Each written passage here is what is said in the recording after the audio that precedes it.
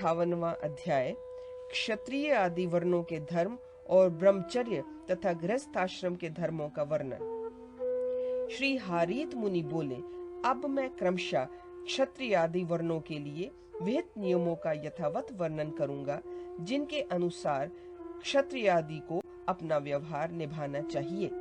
राजपद पर स्थित क्षत्रियों को उचित है कि वह धर्म पूर्वक प्रजा का पालन करे, उसे भली भांति वेद्ययन और विधि पूर्वक यज्ञ भी करना चाहिए। धर्म बुद्धि से युक्त हो श्रेष्ठ ब्राह्मणों का दान दे, सदा अपनी ही स्त्री में अनुरक्त रहकर पर स्त्री का त्याग करे, नीति शास्त्र का अर्थ समझने में निपुण हो, संधि और विग्रह का तत्व समझे, देवताओं और ब्राह्मणों में भक्ति रखे, पितरों का पूजन श्राद्ध आदि कर्म करे, धर्म पूर्वक ही विजय की इच्छा करे, अधर्म को भली भांति त्याग दे।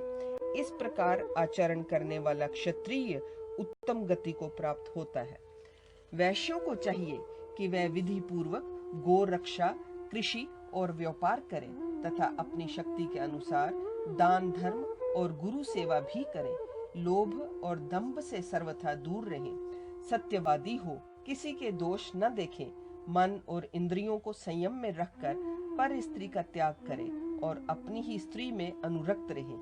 यज्ञ काल में शीघ्रता पूर्वक ब्राह्मणों का धन से सम्मान करें तथा आलस्य छोड़कर प्रतिदिन यज्ञ, अध्ययन और दान करता रहे। श्राद्ध काल प्राप्त होने पर पितृ श्राद्ध अवश्य करें और नित्य प्रति भगवान श्री नृसिंह देव का पूजन करें। अपने धर्म का पालन करने वाले वैश्य के लिए यही कर्तव्य कर्म बतलाया गया है। पूर्वोक्त कर्म का पालन करने वाला वैश्य निसंदेह स्वर्ग लोक का अधिकारी होता है। शूद्र को चाहिए कि वह यत्न पूर्वक इन तीनों वर्णों की सेवा करे और ब्राह्मणों की तो दास की भांति विशेष रूप से शुश्रूषा करे। किसी से मांग कर नहीं, अपनी ही कमाई का दान करे। जीविका के लिए कृषि कर्म करे। प्रत्येक मास में न्याय और धर्म के अनुसार ग्रहों का पूजन करे। पुराना वस्त्र धारण करे। ब्राह्मण का जूठा बर्तन मांजे। अपनी स्त्री में अनुराग रखे, पर स्त्रियों को दूर से ही त्याग दे। ब्राह्मण के मुख से पुराण कथा श्रवण करे। भगवान नरसिंह का पूजन करे। इसी प्रकार ब्राह्मणों को श्रद्धा पूर्वक नमस्कार करे। राग द्वेष त्याग दे और सत्य भाषण करे। इस प्रकार मन, वाणी, शरीर और कर्म से आचरण करने वाला शूद्र पाप रहित हो पुण्य का भागी होता है और मृत्यु के पश्चात इंद्र लोक को प्राप्त होता है। मुनींद्र गण, वर्णों के ये नाना प्रकार के धर्म मैंने आप लोगों से क्रमशः कहे हैं। इन्हें श्रेष्ठ ब्राह्मणों ने बतलाया है। अब मैं क्रम से प्रथम ब्रह्मचर्य आश्रम के धर्म बता रहा हूँ, आप लोग सुने। श्री हारीत मुनि बोले, उपनयन संस्कार हो जाने के बाद ब्रह्मचारी बालक सदा गुरुकुल में निवास करे। उसको चाहिए कि मन, वाणी और कर्म से गुरु का प्रिय और हित करे। वो ब्रह्मचर्य का पालन करे, भूमि पर शयन और अग्नि की उपासना करे, गुरु के लिए जल का घड़ा भर के लाए और हवन के निमित्त समिधा ले आए। इस प्रकार सर्वप्रथम ब्रह्मचर्य आश्रम में रहकर विधि पूर्वक अध्ययन करना चाहिए। जो विधि का त्याग करके अध्ययन करता है, उसे उस अध्ययन का फल नहीं प्राप्त होता। विधि की अवहेलना करके वह जो कुछ भी कर्म करता है, विधि भ्रष्ट एवं नास्तिक होने के कारण उसे उसका फल नहीं मिलता। इसलिए गुरुकुल में रहकर अपने अध्ययन की सफलता के लिए उपयुक्त व्रतों का आचरण करना चाहिए और गुरु के निकट समस्त शोचाचारों को सीखना चाहिए। ब्रह्मचारी सावधान और एकाग्रचित रहकर मृग चर्म, पलाश दंड, मेखला और उपवीत धारण करे। अपनी इंद्रियों को वश में रखकर सायंकाल और प्रातः काल भिक्षा से मिले हुए अन्न भोजन करे। गुरु के कुल में और उनके कुटुंबी बंधु बांधवों के घर में भिक्षा न मांगे। दूसरे के घर न मिले तो पूर्वोक्त घरों में से भी भिक्षा ले सकता है, किंतु यथा साध्य पूर्व ग्रहों का त्याग करे, अर्थात पहले कहे हुए गुरु ग्रह या गुरुकुल का त्याग कर अन्यत्र भिक्षा ले। नित्य आचमन करके शुद्ध चित्त होकर गुरु की आज्ञा से भोजन करे। रात्रि बीतने पर गुरु से पहले ही अपने आसन से उठ जाए और गुरु के लिए कुश, मिट्टी, दातुन और वस्त्र आदि अन्य सामान एकत्र करके उनको दे। गुरु जी के स्नान कर लेने पर स्वयं यत्न पूर्वक स्नान करे। ब्रह्मचारी सदा व्रत रखे और काठ आदि से दंत धावन न करे। छाता, जूता, उबटन, गंध युक्त इत्र आदि और फूल माला आदि को त्याग दे। विशेषतः नाच, गान और ग्राम्य कथा वार्ता एवं मैथुन का सर्वथा त्याग करे। मधु, मांस और रसास्वाद को त्याग दे। स्त्रियों से अलग रहे।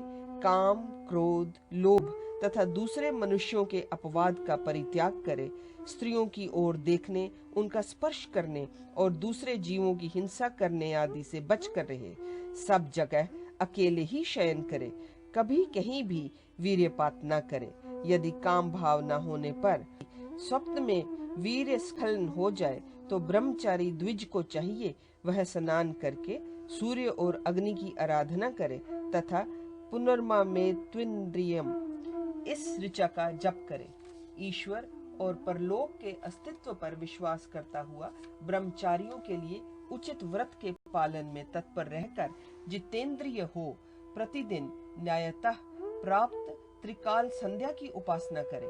संध्या कर्म समाप्त होने पर गुरु के चरणों में प्रणाम करे और यदि सुयोग प्राप्त हो तो माता पिता के चरणों में भी भक्ति पूर्वक प्रणाम करे।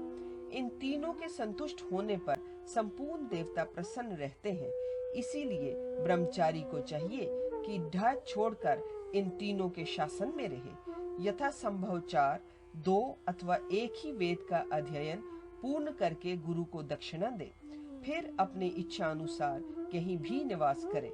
यदि वह विद्वान ब्रह्मचारी विरक्त हो तब तो सन्यासी हो जाए, किंतु यदि उसका विषय भोगों के प्रति अनुराग हो तो गृहस्थाश्रम में प्रवेश करे। द्विजो, रागी पुरुष यदि सन्यासी हो जाए तो वह निश्चय ही नरक में जाता है।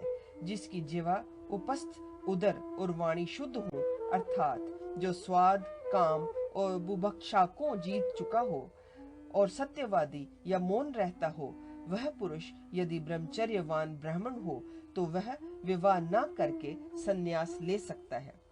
इस प्रकार जो आलस्य त्याग कर विधि का पालन करते हुए ही समय यापन करता है वह ब्रह्मचारी अधिकाधिक दृढ़ व्रत वाला होता है। जो ब्रह्मचारी पूर्वोक्त विधि का सहारा लेकर गुरु सेवा परायण हो पृथ्वी पर भ्रमण करता है वह दुर्लभ विद्या को भी सीखकर उसके संपूर्ण फलों को प्राप्त कर लेता है। श्री हारीत मुनि कहते हैं, पूर्वोक्त रीति से वेदाध्ययन समाप्त कर श्रुति तथा अन्य नए शास्त्रों के अर्थ एवं तत्व का ज्ञान रखने वाला ब्रह्मचारी विद्वान गुरु से आशीर्वाद प्राप्त कर विधि पूर्वक समावर्तन संस्कार आरंभ करे। फिर जिसके नाम और गोत्र अपने से भिन्न हो, जिसके भाई भी हो, जो सुंदरी एवं शुभ लक्षणों वाली हो, जिसके शरीर के सभी अवयव अविकल हो और जिसका आचरण उत्तम हो, ऐसी कन्या के साथ विवाह करे। जिसके शरीर का रंग कपिल हो, जो अधिकांगी या रोगिणी हो, बहुत बोलने वाली और अधिक रोम वाली हो, जिसका कोई अंग विकृत या हीन हो और जिसकी सूरत डरावनी हो, ऐसी कन्या से विवाह न करे। जिसका नाम नक्षत्र, वृक्ष या नदी के नाम पर रखा गया हो अथवा जिसके नाम के अंत में पर्वतवाचक शब्द हो अथवा जो पक्षी, सांप और दास आदि अर्थ वाले नामों से युक्त हो या जिसका भयंकर नाम हो, ऐसी कन्या से भी विवाह न करे। जिसके शरीर के सभी अवयव सुडौल हो, नाम कोमल और मधुर हो, जो हंस या गजराज के समान मंद एवं लीला युक्त गति से चलने वाली हो, जिसके अधर, दांत और केश पतले हो एवं जिसका शरीर कोमल हो, ऐसी कन्या से विवाह करे। श्रेष्ठ द्विजाति को चाहिए कि यथा संभव सर्वोत्तम ब्रह्म विधि से विवाह करे। इस प्रकार वर्ण धर्म के अनुसार विवाह संस्कार पूर्ण करना चाहिए। इसके बाद विद्वान द्विज को चाहिए कि प्रतिदिन सूर्योदय से पूर्व उठकर शौचादि के अनंतर दंत धावन करके तुरंत स्नान कर ले। प्रतिदिन रात में सोकर उठने के बाद मुख पर्यूषित होने के कारण मनुष्य अपवित्र रहता है। अतः शुद्धि के लिए सूखा या गीला दंत धावन अवश्य चबाना चाहिए। दातुन के लिए खदिर, कदम्ब, करज, वट, अपामार्ग, बिल्व, मदार और गूलर ये वृक्ष उत्तम माने गए हैं। दंत धावन के लिए उपयुक्त काष्ठ और उसकी उत्तमता का लक्षण बता रहा हूँ। जितने कांटे वाले वृक्ष हैं वे सभी पवित्र हैं। जितने दूध वाले वृक्ष हैं वे सभी यश देने वाले हैं। दातुन की लकड़ी की लंबाई 8 अंगुली की बताई जाती है अथवा बिता मात्र उसकी लंबाई होनी चाहिए। ऐसी दातुन से दांतों को स्वच्छ करना चाहिए। परंतु साधु शिरोमणियों प्रतिपदा, अमावस्या, षष्ठी और नवमी को काठ की दातुन नहीं करनी चाहिए, क्योंकि उक्त तिथियों को यदि दांत से काठ का संयोग हो जाए तो वह 7 पीढ़ी तक के कुल को दग्ध कर डालता है। जिस दिन दातुन न मिले या जिस दिन दातुन करना निषिद्ध है उस दिन 12 बार जल का कुल्ला करके मुख की शुद्धि कर लेने की विधि है। दातुन के बाद स्नान करें, फिर मंत्र पाठ पूर्वक आचमन करके पुनः आचमन करना चाहिए। मंत्र पाठ पूर्वक अपने ऊपर भी जल छिड़कें और सूर्य के लिए अर्घ्य के तौर पर जलांजलि भरकर उछालें। अव्यक्त जन्मा ब्रह्मा जी के वरदान से प्रबल हुए मंदेह नामक राक्षस प्रतिदिन प्रातः काल आकर सूर्य के साथ युद्ध करते हैं, किंतु जब गायत्री से मंत्रित जलांजलि सूर्य देव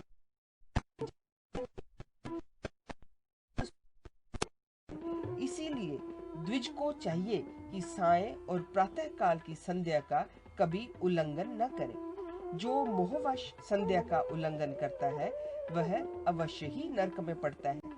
यदि सायंकाल में मंत्र पाठ पूर्वक आचमन करके अपने ऊपर जल छिड़ककर फिर भगवान सूर्य को जलांजलि अर्पित की जाए और उनकी परिक्रमा करके पुनः जल का स्पर्श किया जाए तो वह द्विज शुद्ध हो जाता है। प्रातः काल की संध्या तारों के रहते रहते विधि पूर्वक आरंभ करे और जब तक तारों का दर्शन हो तब तक गायत्री का जप करता रहे। तत्पश्चात घर में आकर विद्वान पुरुष को स्वयं हवन करना चाहिए। फिर जो भृत्य, पालनीय, कुटुंबी जन तथा दास आदि हों उनके भरण पोषण के लिए विद्वान गृहस्थ चिंता करे। उसके बाद शिष्यों के हित के लिए कुछ देर तक स्वाध्याय करे। उत्तम द्विज को चाहिए कि अपनी रक्षा के लिए ईश्वर का सहारा ले। फिर दूर जाकर पूजा के लिए कुश, फूल और हवन के लिए समिधा आदि ले आए और पवित्र स्थान में एकाग्रचित से बैठकर मध्याह्न कालिक क्रिया करे। अब हम थोड़े में स्नान की विधि बतला रहे हैं जो समस्त पापों को नष्ट करने वाली है। उस विधि से स्नान करके मनुष्य तत्काल पापों से मुक्त हो जाता है। बुद्धिमान पुरुष को चाहिए कि स्नान के लिए कुश और तिलों के साथ शुद्ध मिट्टी ले ले तथा प्रसन्नचित होकर शुद्ध और मनोहर नदी के तट पर जाए। नदी के होते हुए छोटे जलाशयों से स्नान न करे। वहाँ पवित्र स्थान पर उसे छिड़क कर कुश और मृतिका आदि रख दे। फिर विद्वान पुरुष मिट्टी और जल से अपने शरीर को यत्न पूर्वक लिप्त करके शुद्ध स्नान के द्वारा उसे धोकर पुनः आचमन करे। तदनंतर स्वच्छ जल में प्रवेश करके जलेश वरुण को नमस्कार करे। फिर मन ही मन भगवान विष्णु का स्मरण करते हुए जहाँ कुछ अधिक जल हो वहाँ डुबकी लगाए। इसके बाद स्नान समाप्त कर मंत्र पाठ पूर्वक आचमन करके वरुण संबंधी पवमान मंत्रों द्वारा वरुण देव का अभिषेक करे। फिर कुश के अग्रभाग पर स्थित जल से अपना यत्न पूर्वक मार्जन करे और इदम विष्णु विरचक्रम इस मंत्र का पाठ करते मान मंत्रों द्वारा वरुण देव का अभिषेक करे। फिर कुश के अग्रभाग पर स्थित जल से अपना यत्न पूर्वक मार्जन करे और इदम विष्णु विरचक्रम इस मंत्र का पाठ करते हुए अपने शरीर के 3 भागों में क्रमशः मृतिका का लेप करे। तत्पश्चात भगवान नारायण का स्मरण करते हुए जल में प्रवेश करे। जल के भीतर भली प्रकार डुबकी लगाकर 3 बार अघर्मर्षण पाठ करे। इस प्रकार स्नान करके कुश और तिलों द्वार देवताओं, ऋषियों और पितरों का तर्पण करे। इसके बाद समाहित चित्त हो जल से बाहर निकल तट पर आकर धुले हुए 2 श्वेत वस्त्रों को धारण करे। इस प्रकार धोती और उत्तरीय धारण कर अपने केशों को न फटकारे। अत्यधिक लाल और नील वस्त्र धारण करना भी उत्तम नहीं माना गया है। विद्वान पुरुष को चाहिए कि जिस वस्त्र में मल या दाग लगा हो अथवा जिसमें किनारी न हो उसका भी त्याग करे। इसके पश्चात विज्ञ पुरुष मिट्टी और जल से अपने चरणों को धोए, फिर खूब देखभाल कर शुद्ध जल से 3 बार आचमन करे। 2 बार जल लेकर मुंह धोए, पैर और सिर पर जल छिड़के, फिर 3 बार आचमन करके क्रमशः अंगों का स्पर्श करे। अंगूठे और तर्जनी से नासिका का स्पर्श करे, अंगुष्ठ और कनिष्ठिका से नाभि का स्पर्श करे, हृदय का करतल से स्पर्श करे। तदनंतर समस्त उंगलियों से पहले सिर का फिर बाहुओं का स्पर्श करे। इस प्रकार आचमन करके ब्राह्मण शुद्ध हृदय हो हाथ में कुश ले पूर्व की ओर मुख करके एकाग्रता पूर्वक कुशासन पर बैठ जाए और आलस्य को त्याग कर शास्त्रोक्त विधि से 3 बार प्राणायाम करे। तत्पश्चात वेद माता गायत्री का जाप करते हुए जप यज्ञ करे। जप यज्ञ 3 प्रकार का होता है, उसका भेद बताते हैं, आप लोग सुने। वाचिक, उपांशु और मानस 3 प्रकार का जप कहा गया है। इन तीनों जप यज्ञों में उत्तरोत्तर जप श्रेष्ठ है, अर्थात वाचिक जप की अपेक्षा उपांशु और उसकी अपेक्षा मानस जप श्रेष्ठ है। अब इनके लक्षण बताते हैं। जप करने वाला पुरुष आवश्यकता अनुसार ऊंचे नीचे और समान स्वरों में बोले जाने वाले स्पष्ट शब्द युक्त अक्षरों द्वारा जो वाणी से सुस्पष्ट शब्दोच्चारण करता है वह वाचिक जप कहलाता है।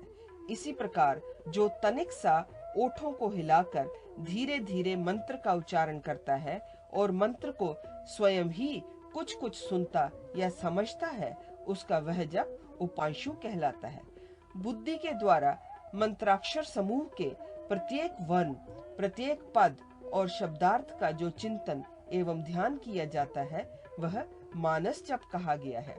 जप के द्वारा प्रतिदिन जिसका स्तवन किया जाता है वह देवता प्रसन्न होता है और प्रसन्न होने पर वह विपुल भोग तथा नित्य मोक्ष सुख को भी देता है। यक्ष, राक्षस, पिशाच आदि और सूर्यादि देवताओं को दूषित करने वाले अन्य ग्रह भी जप करने वाले पुरुष के निकट नहीं जाते, दूर से ही भाग जाते हैं। द्विज को चाहिए कि वह आलस्य का त्याग करके प्रतिदिन तारों को देखकर अर्थात तारों के रहते रहते स्नान करके गायत्री के अर्थ में मन लगा गायत्री मंत्र का जाप करे। जो द्विज अधिक से अधिक 1000 साधारणतया 100 अथवा कम से कम 10 बार प्रतिदिन गायत्री का जप करता है वह पापों से लिप्त नहीं होता। इसके बाद सूर्य देव को पुष्पांजलि अर्पित करके अपनी भुजाएं ऊपर उठाकर ओम उदुत्यम जातवेद सम तथा ओम तच्चक्षुर्वेद हितम इन मंत्रों का जप करे। फिर प्रदक्षिणा करके सूर्य देव का प्रणाम करे। तत्पश्चात विद्वान पुरुष प्रतिदिन देव तीर्थ से देवताओं का तर्पण करे। विज्ञ पुरुष को देवताओं और उनके गणों का, ऋषियों और उनके गणों का तथा पितरों और पितृ गणों का प्रतिदिन तर्पण करना चाहिए। तदनंतर स्नान के बाद उतारे हुए वस्त्र को निचोड़कर पुनः आचमन करे। फिर हाथ में कुश लेकर कुशासन पर बैठ जाए और ब्रह्म यज्ञ की विधि के अनुसार पूर्वाभिमुख हो बुद्धि पूर्वक ब्रह्म यज्ञ करे। तदनंतर खड़ा होकर तिल, फूल और जल से युक्त अर्ध या पात्र को अपने मस्तक तक ऊंचे उठा हंसः शुचिशत इस ऋचा का पाठ करते हुए सूर्य देव के लिए अर्घ्य दे। फिर जल में स्थित वरुण देव को नमस्कार कर पुनः घर पर आ जाए और वहां पुरुष सूक्त से भगवान विष्णु का विधिवत पूजन करे। तदनंतर विधि पूर्वक बलि वैश्व देव कर्म करे। इसके बाद जितनी देर में गौ दुही जाती है उतनी देर तक द्वार पर अतिथि के आने की प्रतीक्षा करे।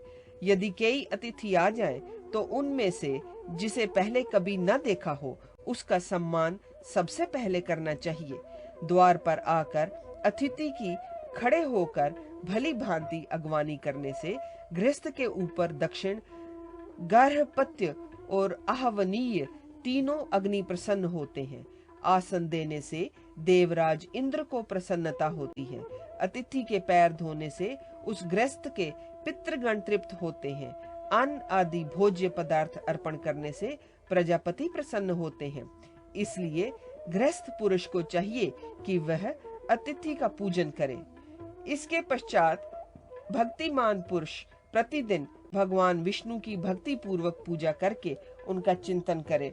फिर सन्यासी, विरक्त एवं ब्रह्मचारी को भिक्षा दे। सब प्रकार से तैयार किए हुए अन्न में से समस्त व्यंजनों से युक्त कुछ अन्न निकालकर प्रतिदिन यत्न पूर्वक भिक्षु को देना चाहिए। बलि वैश्वदेव करने के पहले भी यदि भिक्षु भिक्षा के लिए आ जाए तो उसे अवश्य भिक्षा देनी चाहिए, क्योंकि यह दान स्वर्ग में जाने के लिए सीढ़ी का काम देता है। विश्वदेव संबंधी अन्न में से लेकर भिक्षु को भिक्षा देकर उसे विदा करे। वैश्वदेव कर्म न करने के दोष को वह भिक्षु दूर कर सकता है। फिर सुवासिनी और कुमारी कन्याओं तथा रोगी व्यक्तियों को और बालकों एवं वृद्धों को पहले भोजन करा के उनके बचे हुए अन्न को गृहस्थ पुरुष स्वयं भोजन करे। भोजन करते समय पूर्व या उत्तर की ओर मुंह करके बैठे और मौन रहे अथवा कम बोले। भोजन से पहले प्रसन्न चित्त से अन्न को नमस्कार करके पृथक पृथक 5 प्राण वायुओं के नाम मंत्र से, अर्थात ओम प्राणाय स्वाहा, ओम अपानाय स्वाहा, ओम व्ययनाय स्वाहा, उदयनाय स्वाहा, ओम समानाय स्वाहा, इस प्रकार उच्चारण करते हुए 5 बार प्राणाग्रहोत्र करे। इसके बाद एकाग्रचित होकर उस स्वादिष्ट अन्न को स्वयं भोजन करे। भोजन के बाद मुंह हाथ धो आचमन करके अपने उदर का स्पर्श करते हुए इष्ट देव का स्मरण करे। फिर विद्वान पुरुष इतिहास पुराणों के अध्ययन में कुछ समय व्यतीत करे। तदनंतर सायंकाल आने पर बाहर जाकर विधि पूर्वक संध्योपासन करे। पुनः रात्रि काल में हवन करके अतिथि सत्कार के पश्चात भोजन करे। द्विज जातियों के लिए प्रातः और सायं 2 ही समय भोजन करना वेद विहित है। इसके बीच में भोजन नहीं करना चाहिए। जैसे अग्निहोत्र प्रातः और सायंकाल में किया जाता है, वैसे ही 2 ही समय भोजन की भी विधि है। इसके अतिरिक्त विद्वान द्विज को चाहिए कि वह प्रतिदिन शिष्यों को पढ़ाए, परंतु अध्ययन के लिए वर्जित समय का त्याग करे। स्मृति में बताए हुए तथा पहले के पुराणों में वर्णित संपूर्ण अनध्याय काल को त्याग दे। महानवमी और द्वादशी तिथि, भरणी नक्षत्र और अक्षय तृतीया में विद्वान पुरुष शिष्यों को न पढ़ाएं। माघ मास की सप्तमी को अध्ययन न करें। सड़क पर चलते समय और उबटन लगाकर स्नान करते समय भी अध्ययन का त्याग करें। अपना हित चाहने वाले गृहस्थ को चाहिए कि विधि पूर्वक दान करे। विशेषतः स्वर्ण दान, गोदान और भूमि दान करे। जो द्विज श्रेष्ठ स्वर्ण आदि पूर्वोक्त वस्तुएं श्रोत्रिय ब्राह्मणों को दान में देता है, वह सब पापों से मुक्त होकर स्वर्ग लोक में सम्मानित होता है। जो गृहस्थ शुभाचरणों से युक्त, पवित्र और श्रद्धालु रहकर श्रद्धा पूर्वक श्राद्ध करता है, वह ब्रह्मलोक को प्राप्त होता है। वह भगवान नरसिंह की कृपा से जाति में उत्कर्ष प्राप्त करता है और सतमो ब्रह्मा जी के साथ ही वह मुक्त हो जाता है। विप्रगण, इस प्रकार मैंने आप लोगों से ये सनातन धर्म समूह का संक्षेप से वर्णन किया। जो पुरुष सदगृहस्थ के उक्त धर्म का भली भांति प्रयत्न पूर्वक पालन करता है, वह मुक्त होकर भगवान श्री हरि को प्राप्त करता है।